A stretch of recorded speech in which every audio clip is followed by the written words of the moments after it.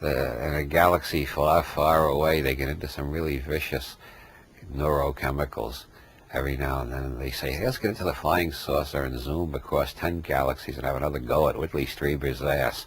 Then there's the Joe Simonton case. That's another of my favorites. He was a heavy drinker, which is one reason for doubting him. On the other hand, he never tried to capitalize on his experience or make any money out of it or go on radio shows. He called the Air Force and told them that a UFO landed in his backyard and some critters got out of it. I forget how he described them, and they asked him for some water. He brought out a bottle of water, and they handed him a plate of pancakes, took off with the water, and never came back.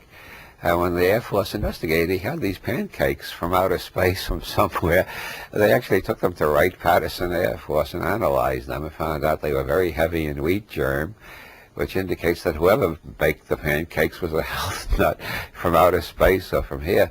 But what I love about this story is that Hynek, the guy who invented the swamp gas theory, he interviewed Simonton extensively and came away convinced that whatever happened, Simonton really believed in what he was saying. Does that mean he had too much to drink that day? I don't know. Jacques Vallée also interviewed Simonton and concluded he believed in what he was saying. Yeah, that leads me right into the Jungian theory. Carl Jung believed the UFOs were an eruption of archetypes from the collective unconscious. And Jung never did make that too clear, but I think he attributed it to the Cold War. He felt we were living in times of such tension that the whole collective psyche had to change. And according to Jungian theory, for that to happen, there's got to be a lot of archetypes escaping from the collective unconscious. And in fact, a lot of extraterrestrial stories have a lot in common with traditional themes like the fairy folk of France and the British Isles and the demons, especially the sex monsters from outer space, the rapists from outer space. That's very similar to the incubi and succubi of the Middle Ages. Monks in the Middle Ages were frequently tormented by female demons who would have sex with them in their sleep, and they wouldn't know about it till they woke up having an orgasm.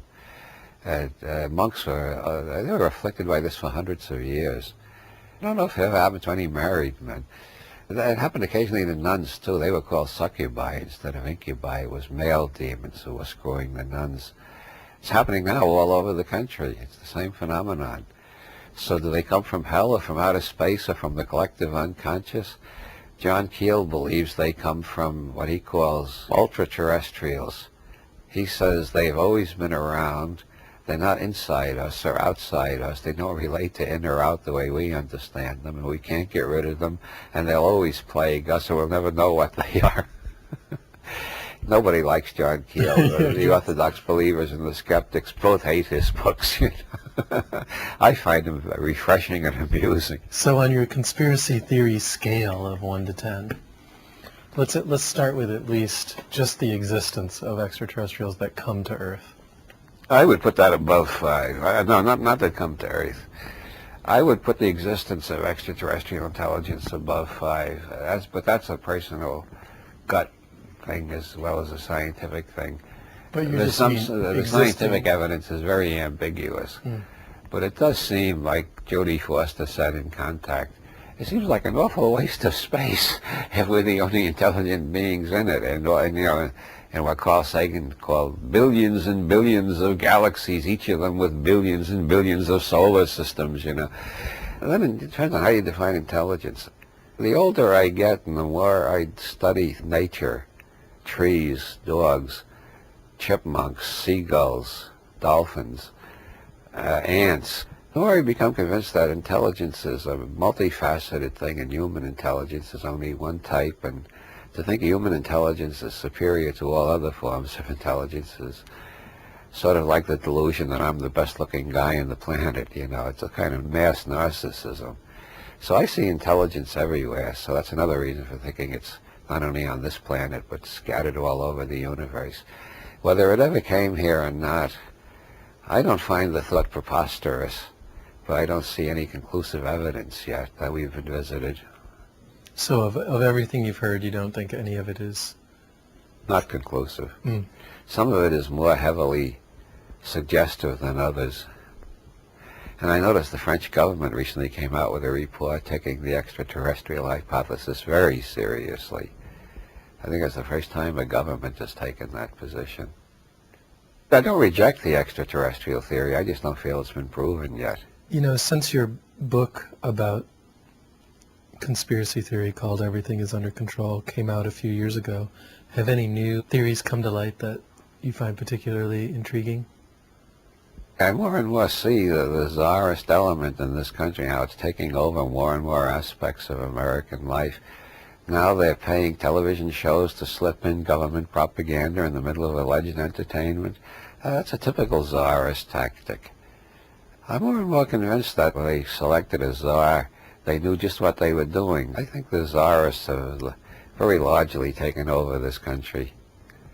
We're living in a Dostoevsky novel. We're not in a Kafka novel, after all. We're in a Dostoevsky novel. Something you've written about extensively, Bob, is the P2 conspiracy. Is that something that is still going on as far as you're concerned? Well, I'd put that around 8 on the scale of probabilities. P2 in Italian, or P2 in English. It's short for Propaganda Due, which is named after Propaganda Uno, which was a socialist conspiracy within the Masonic movement of Italy in the 19th century. Propaganda Due seems to have been a fascist conspiracy within the Freemasonic movement in Italy.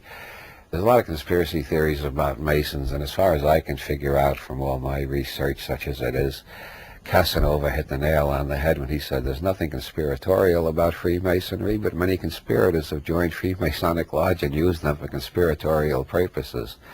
That's what Jelly did when he got to the 3rd degree in the Grand Orient Lodge of Egyptian Freemasonry. He then formed Pei Due, starting out with only those who had reached the 3rd degree, and then recruiting others, because part of the rules of Pei Due, you had to make a full confession of all your sins and crimes to your master to show your absolute faith and solidity with the brotherhood of Pei Due, or P2.